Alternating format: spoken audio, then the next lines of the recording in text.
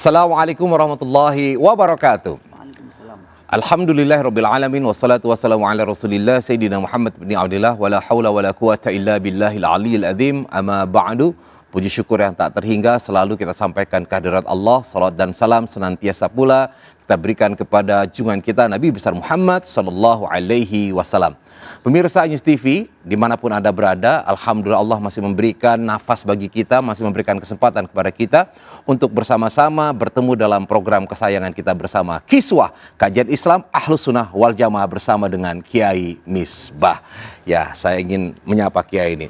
Assalamualaikum Kiai. Assalamualaikum warahmatullahi wabarakatuh. Kiai, pada hari ini nikmat apa yang Kiai rasakan yang luar biasa? Nikmat sehat. Alhamdulillah. Di antaranya, alhamdulillah. Nikmat itu kadang-kala suka lewat dari kita Kiai. Lah iya. Karena itu harus kita syukuri apa yang ada. Ya, baik, Kiai, hari ini dan juga pemirsa sekalian, kita akan membahas tema kita terkait dengan menjaga kebersihan hati. Nah, ini saya pikir suatu hal yang biasa, mungkin ya bicara kita dengar, tapi bagaimana untuk mempraktekannya ini yang perlu kita dapatkan pembelajarannya dari guru-guru kita. Ya, silakan Kiai. Baik, terima kasih. Bismillahirrahmanirrahim. Para pemirsa di rumah, berbicara hati, Mas Agus. Jadi hati ini adalah ciptaan Allah Subhanahu wa Ta'ala, yang merupakan satu tempat untuk mengukur kebaikan dan keburukan perilaku kita yang lain. Jadi pada prinsipnya hati manusia itu ya fitrah, suci. Manusia itu terlahir dalam keadaan suci, tidak punya dosa, tidak punya masalah, tidak punya dengki, tidak punya hasud, tidak punya penyakit-penyakit hati, tidak ada. Namun di perjalanan kemudian lingkungan mempengaruhi, keluarga mempengaruhi, pergaulan mempengaruhi, akhirnya hati kita itu menjadi kotor. Terlebih lagi kita ini diciptakan oleh Allah Subhanahu wa Ta'ala dibarengi dengan nafsu. Jadi kita ini diciptakan satu paket dengan nafsu. Dan nafsu ini tidak mungkin dibuang. Dan perilaku nafsu itu karakternya seperti ini.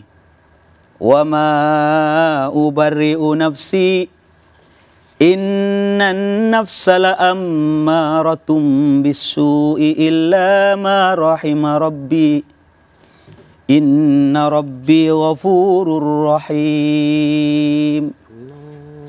Wa ma ubarri'u nafsi, yang namanya nafsu itu selalu menggedor, mendorong untuk apa? Melakukan hal yang dilarang oleh Allah.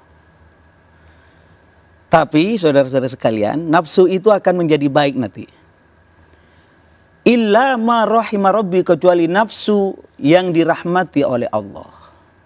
Artinya nafsu yang dirahmati oleh Allah, ketika nafsu itu sudah tunduk kepada aturan Allah, menjalankan perintah Allah, menjauhi larangan Allah, akhirnya nafsu itu tunduk. Seperti kuda liar, kemudian kita latih dan bisa kita naikin gitu. Ya. Karena itu, karena kita beda dengan malaikat. Kalau malaikat nggak punya nafsu dan perjuangannya tidak di sana, kita ini berjuang juga melawan nafsu. Maka di perjalanan juga harus kita menjaga ini, yakni kebersihan hati. Ya.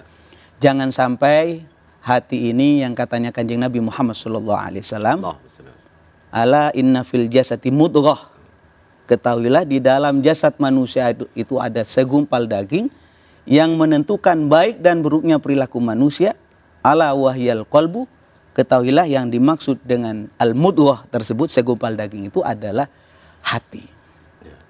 Jadi bukan hati yang dagingnya, bukan hati fisiknya, bukan fisiknya, tetapi sanubari dan perilakunya. Karena itu mari kita jaga, jangan sampai hati kita ini kerasukan penyakit, Mas Agus. Jaga kebersihannya. Di dalam kitab yang tadi disampaikan, ya ini kitab Bidayatul Hidayah, disampaikan bahwa ada 3 penyakit hati yang harus kita waspadai para pemirsa. Salasun muhlikat, ada 3 penyakit hati yang dapat membinasakan manusia. Yang pertama syuhun muta', pelit yang diikuti. Yang kedua wahawa muttaba', hawa nafsu yang tidak terkendali. Dan yang nomor 3 adalah wa i'jabul mar'i bi nafsi ujub atau bangga terhadap dirinya sendiri. Para pemirsa, yang pertama tadi disebut oleh Sayyidina Rasulullah SAW adalah syuhun muta'. Syuhun muta' itu adalah pelit yang diikuti. Jadi kalau berbicara pelit Mas Agus, Ya. manusia itu hakikatnya ya pelit. Karakternya pelit, bawaannya pelit. Wa uhdiratil anfusus syuh, katanya Al-Quran. Manusia itu punya bawaan pelit. Saya walaupun ceramah, mari saudara-saudara sedekah, kan begitu kan. Tiba-tiba Mas Agus, Yai sedekah dong, itu mobilnya kasih ke saya. Minta barokahnya. Ya barokah jangan gede-gede. Mungkin ada rasa pelit, wajar. Ya. Tetapi yang tidak boleh adalah syuhun muta'. Pelit yang diikuti. Dipanggil sama Allah. Hei orang-orang yang beriman. Kalau waktunya puasa-puasa. Nggak puasa, namanya pelitnya diikuti. Kalau punya uang, sudah cukup sampai 1 nisab. Kemudian ternyata tidak mengeluarkan zakat 2,5%. Namanya pelitnya diikuti. Ya. Namun yang dimaksud oleh Sayyidina Rasulullah SAW yang kemudian disyarahi, dijelaskan di dalam kitab Bidayah itu, penyakit yang pertama itu adalah penyakit dengki alias iri hati. Iri hati. Rini Mas Agus. Insyaallah. Dengki atau iri hati itu tidak seneng kalau ada orang lain seneng gitu. Ya.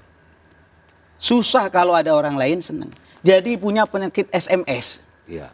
Susah melihat orang seneng, seneng melihat orang susah. Lah, ini hati-hati. Jangan sampai dipelihara.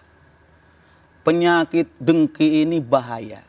Sayyidina Rasulullah SAW mengingatkan, iyyaka wal hasadah. Awas, jangan sampai pelihara itu sifat hasud iri hati. Karena apa? Karena innal hasada ya'kulul hasanat. Hasud itu bisa mengikis, menghabisi kebaikan. Mas Agus, jangan kira misalnya saya hasud kepada Mas Agus. Naudzubillah ya. Dengki, iri, melihat Mas Agus kok maju, kaya, makmur. Kemudian saya berpikir, saya sentil aja Mas Agus dari kehidupan sehat. Teong. Hilang Mas Agus mungkin. Insyaallah. Pertanyaannya Mas Agus, apakah sifat hasud ini akan selesai? Ya belum, Kiai. Tidak. Karena sifat itu, katanya anak pesantren itu, sifat itu butuh mausuf. Sifat itu butuh tempat. Karena itu kalau di dalam ilmu tauhid dikatakan Allah itu bukan sifat. Kalau Allah butuh sifat berarti butuh tempat. Jadi saya katakan sifat itu butuh mangsa. Ya. Hasud ini butuh mangsa. Misalnya Mas Agus hilang dari kehidupan saya, maka kemudian besok Allah akan memberikan Agus-Agus yang lain. Di sana dikasih pangkat, di sana dikasih harta. Kemudian kita hanya sakit dada. Kok di sana yang kaya? Kok di sana yang mulia? Kok di sana yang dicium tangannya? Padahal lebih alim saya. Bisa semua kena Mas Agus. Insyaallah. Karena itu jangan dipelihara. Iya. Ini Mas Agus. Karena tugas pemimpin itu adalah memajukan orang lain. Maka di dalam sebuah keterangan dikatakan al-hasud la yasud. Orang hasud tidak akan jadi pemimpin. Tidak pantas jadi pemimpin karena tugasnya pemimpin membahagiakan orang lain, memajukan orang lain, menyenangkan orang lain. Sedangkan orang hasud, ada orang maju, sakit hati. Ya, betul. Maka para jamaah sekalian, obatnya adalah mari kita kembali kepada ajaran Sayyidina Rasulullah SAW. Apa katanya Kanjeng Nabi? Hendaknya kamu dengan orang lain, apalagi sesama Islam, kal jasadil wahid wa kal bunyanil wahid, seperti tubuh yang satu, seperti bangunan yang satu. Seharusnya amalkan lagi SMS yang lain Mas Agus. Apa itu, Kiai? Senang melihat orang lain, senang. Oh. Susah melihat orang lain, Susah. Jadi kalau ada misalnya ada orang yang sakit atau ada orang yang meninggal, kita datangin, kita takziah. Iya. Ada orang seneng nikahan, wajib kita datang. Nah ini bentuk daripada hal yang sederhana yang bisa mengobati penyakit hati. Iya. Kalau orang itu mungkin dalam hidupnya nyebelin gitu ya, begitu biasanya orang itu kena musibah terus rasain loh. Nah itu termasuk yang tadi bukan, Kiai? Iya, itu adalah buah dan bunga-bunga sifat hasud. Walaupun orangnya sebenarnya yang sakit atau yang mengalami musibah itu memang orangnya ya diketahui oleh banyak orang memang tidak disukai. Itu termasuk juga? Termasuk sifat hasud yang muncul spontanitas. Jangan sampai itu diucapkan. Masya Allah. Ini yang pertama Mas, Ya. Mas Agus berkaitan dengan penyakit hati adalah penyakit dengki.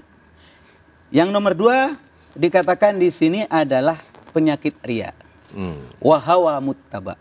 Hawa nafsu yang tidak terkendali. Ya. Maka para jemaah sekalian, jangan sampai kita riya. Apa riya itu? Ala amalu li ajli nas. Beramal beribadah karena manusia. Termasuk juga riya wa tarkul amal li ajli nas. Meninggalkan ibadah karena manusia. Jadi kita diperintahkan oleh Allah wa ma umiru illa liya'budullah mukhlishina lahuddin. Kita tidak diperintahkan kecuali beribadah ikhlas karena Allah, murni karena Allah, jangan karena yang lain. Ini saya pernah diingatkan oleh kiai saya, Misbah, ya kiai. Ya, kalau saya di hadapan kiai itu bukan kiai tapi santri. Misbah, ya kiai. Kalau kamu bikin pengajian, kiswah, kajian Islam bersama Kiai Misbah, niatnya yang lurus.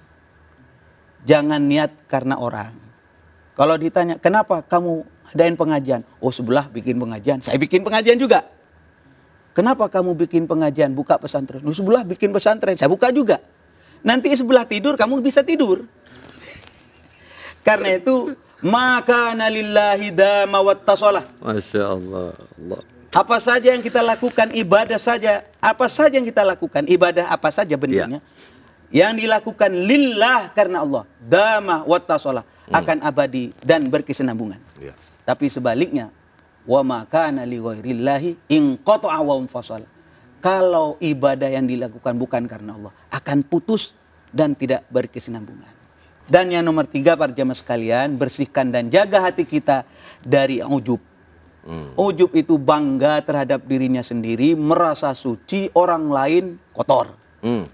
Ujub atau takabur ya sudah hampir bersamaan itu. Maka saudara-saudara sekalian, saya ingin tegaskan di tempat ini, kalau ada orang ujub bangga dengan sholatnya, bangga dengan Qur'annya, bangga dengan ibadahnya, maka saya katakan orang ini bohong. Nih masjid saya, nih ibadah saya. Seakan-akan dirinya mengatakan baik. Walaupun tidak terlambangkan dengan kalimat, tapi ketika dia mengatakan ini ibadah saya, seakan-akan ana khairu minhu, saya lebih baik daripada dia. Na'udzubillah. Habis itu semua amalannya. Habis. Mas Agus, para pemirsa, hati-hati terhadap ini.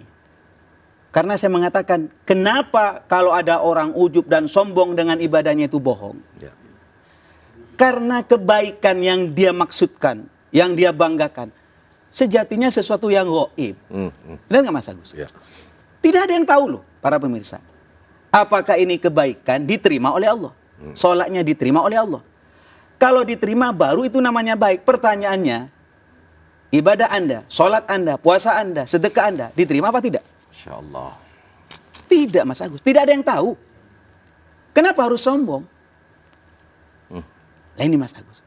Karena itu Sultanul Aulia Syekh Abdul Qadir Al-Jilani radhiyallahu an pernah mengajarkan kepada kita, kun indallah khairan nas. Jadilah engkau menurut Allah orang yang paling baik. Silakan Mas Agus. Ibadahnya yang benar, puasanya yang banyak, sedekahnya yang luar biasa. Tapi ingat, wa kun indan nafsi syarrun nas. Jadilah menurut dirimu orang yang paling hina. Orang yang paling banyak dosa. Jadi kalau saya ketemu dengan yang lebih kecil, kamu yang lebih baik, dosanya sedikit. Kan gitu Mas Agus ya. Kepada orang lain selalu mengatakan Mas Agus yang lebih baik. Kenapa? Ya Mas Agus kan nggak mondok. Misalnya maklum ilmunya sedikit. Iya, bener. Ya sesat-sesat sedikit misalnya. Baik ya, nanti akan kita lanjutkan lagi. Nah pemirsa, sungguh sangat luar biasa. Artinya peluang orang untuk tergelincir itu sungguh sangat besar. Perbuatan baik tanpa diiringi dengan keikhlasan, maka tidak akan berbuah apa-apa. Tapi kalau perbuatan buruk, nggak ada istilah ikhlas, gak ikhlas, tetap dosa. Artinya peluang orang untuk terjerumus lebih besar. Nah bagaimana untuk menyiasati ini, bagaimana menjaga kebersihan hati, insya Allah nanti akan kita lanjutkan kembali. Masih di Kiswah Kajian Islam Ahlus Sunnah wal Jamaah bersama Kiai Misbah.